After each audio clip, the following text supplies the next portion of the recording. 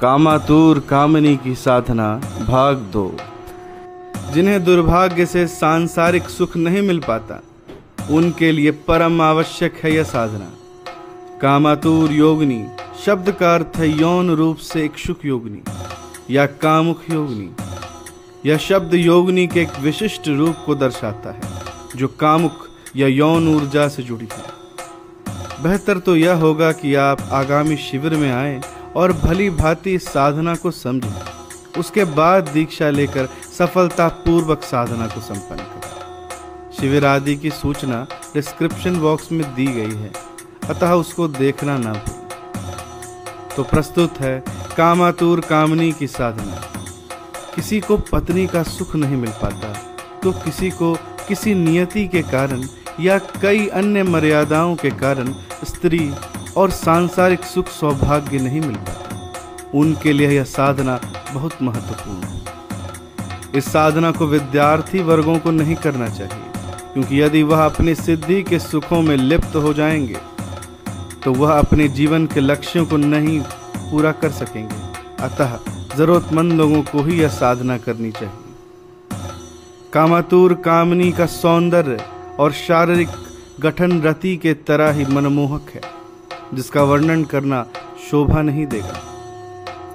इतना ही कहा जा सकता है कि जो कोई इसे प्रत्यक्ष कर लेता है वह उसे संसार की सबसे ज्यादा खूबसूरती उसमें ही नजर आती है। देखकर उसे दंग रह जाता है, जैसे बिना एक क्षण गवाए लिपट पड़े। इस साधना से आध्यात्मिक विकास तो नहीं होता, किंतु इस साधना से सुख, सौभाग्य और समृद्धि अवश्य ही मिलती है। एक साधक ने इसकी साधना कर परीक्षित करा है, जिसका अनुभव एक वीडियो में बताया गया है। उसे आप देख सकते हैं। उस वीडियो का लिंक डिस्क्रिप्शन बॉक्स में दे दिया जाएगा। इस साधना की सफलता के लिए नए सदस्यों को इस तरह तैयारी करनी चाहिए ताकि उसे निश्चित सफलता मिले और आजीवन सिद्धि बनी रहे। निश्चित सफलता के लिए यदि शिविर आ सकते हैं तो बहुत अच्छा रहेगा। वैसे आप बताई गई विधि को अपना सकते हैं। तो सर्वप्रथम दीक्षित हो लें। 7 घरों के लोगों से उनकी इच्छा अनुसार अनुदान लें। उसमें अपने 57 रुपये जोड़कर मेरे बैंक खाते में जमा कर दें। अनुदान लेते समय यह बताकर लें कि आपको एक दीक्षा लेनी है, उसमें 7 लोगों का अनुदान लेना है। यही नियम है। यह नहीं बताएं कि किस उद्देश्य की पूर्ति के लिए अनुदान लिया जा रहा है। उद्देश्य को गुप्त ही रखें। इस कार्य को संपन्नता के बाद अपना फोटो ईमेल से अटैच कर मुझे भेजें, ताकि दीक्षा कार्य संपादित किया जा सके। गुरु दीक्षा के लिए प्रत्यक्ष आने की आवश्यकता नहीं, वह आपके वर्तमान फोटो के द्वारा भी मिल जाएगी। निश्चित सफलता के लिए निम्न कार्य आरंभ करें। गुरु दीक्षा के बाद अब आप ध्यान का अभ्यास आरंभ करें। इस विधि के अनुसार ध्यान आरंभ करें।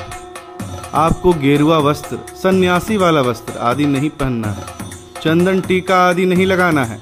केवल 3 मिनट से ध्यान शुरू करें और 15 से 30 मिनट तक का समय बढ़ाएं। कंबल का आसन का प्रयोग करें। योग और ध्यान में कोई अंतर नहीं है। इसके करने की विधि इस प्रकार है। स्थिर होकर शांति पूर्वक बैठें। रीढ़ की हड्डी अर्थात मेरुदंड को सीधा रखें। हाथों को गोद में रखें। बाएं हथेली के ऊपर दाएं हथेली को रखें और आंखें बंद कर लें। यदि आप पद्मासन में बैठ सकते हैं तो और भी बेहतर है। तनाव मुक्त होने का प्रयास करें। अकड़ कर ना बैठें। मांसपेशियों में भी कहीं तनाव न रखें। किसी भी देवी या देवता का ध्यान नहीं लगाएं। अपने आप में स्थिर रहें और हिले डुले नहीं, बिल्कुल भी हिले नहीं। शुरुआती दौर में 3 मिनट बैठें प्रतिदिन। 1 सप्ताह के बाद धीरे धीरे समय सीमा बढ़ाते हुए 15 से 30 मिनट तक ले जाएं। अभ्यास के दौरान आप महसूस करेंगे कि आपका शरीर शांत होने लगा है। कुछ समय के बाद आप शरीर की तरह मन भी शांत हो जाएगा। हमेशा ध्यान रखें कि बदन जरा भी ना हिले, बस बदन स्थिर रखना है। इसी स्थिरता में रहना है। एक समय ऐसा आएगा जब आपको लगेगा कि सिर्फ आप हैं और शरीर का कोई पता नहीं। वर्तमान समय में ध्यान सिर्फ इसी बात का रखें कि शरीर जरा भी ना हिले डुले। एक मूर्ति की भांति बैठे, निरंतर अभ्यास से अपनी स्थिरता पर ही ध्यान दें। जल्दबाजी में ध्यान समय तक ध्यान ना करें। यदि 3 मिनट से ध्यान शुरू किया है तो अगले हफ्ते 5 मिनट तक करें। तब 30-30 सेकंड समय प्रतिदिन बढ़ाएं और 30 मिनट तक ले जाएं। कोई जल्दबाजी ना करें। जब आप अपने शरीर को 15 मिनट तक स्थिर रख सकेंगे तो समझ लें कि मंत्र साधना के लायक हो चुके हैं। अब आप कामातुर कामनी की साधना की दीक्षा ले सकते हैं। इसके लिए दीक्षा शुल्क भी जमा करना अनिवार्य होगा। साधना आरंभ करने का मुहूर्त बता दिया जाएगा।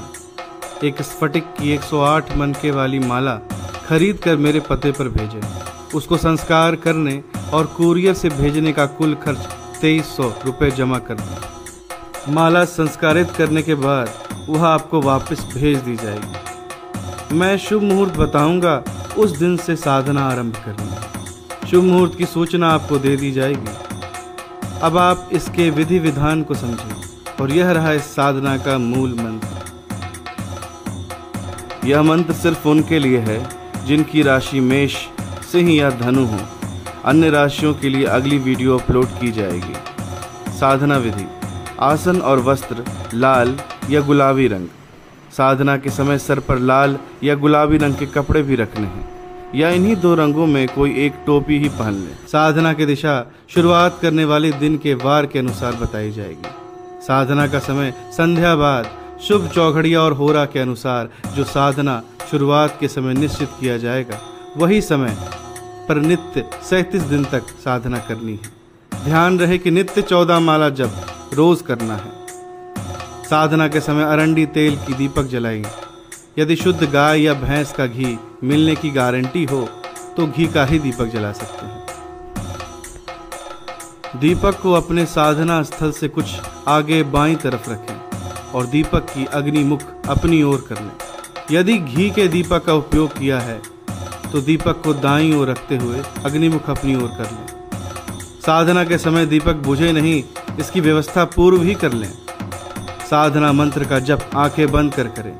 एक माला जप पूर्ण होने के बाद आंखें खोलकर आवश्यक निगरानी कर सकते हैं, यदि जरूरी लगे तब। इस प्रकार 14 माला जप करें और बिना गैप किए 37 दिनों तक साधना करें। साधना की पूर्णता के बाद 1 सप्ताह के अंदर दशांश हवन आदि कर्म करें या 37 कुंवारी लड़कियों को भोजन कराकर संतुष्ट करें। दशांश हवन आदि कर्मों के लिए निर्देश: हवन कुंड 6 कोने वाला हो। हवन की लकड़ी श्वेतार के पंचांग, नवग्रह की लकड़ी, खैर की लकड़ी, आम की लकड़ी और गाय के गोबर के कंडे, जिसे उपले भी कहते हैं, जिसे कथित संत लोग शौक से खा रहे हैं और खाने की सलाह भी देते हैं। हवन सामग्री: कमलगट्टे का आटा, सिघाड़े का आटा, शहद और शहद का 4 गुना घी। तर्पण और मार्जन दूध, मिश्री और केसर से करें। हवन करने की विधि यदि पता नहीं हो तो उसकी जानकारी दे दी जाएगी। कामातुर कामनी की सिद्धि हो जाने पर इसे तांत्रिक साधनाओं में माध्यम भी बनाया जा सकता है। इस साधना से संबंधित यदि कुछ भी जानना या समझना शेष रह गया हो तो मुझे ईमेल या व्हाट्सएप करें। इसके लिए डिस्क्रिप्शन बॉक्स को देखें। धन्यवाद।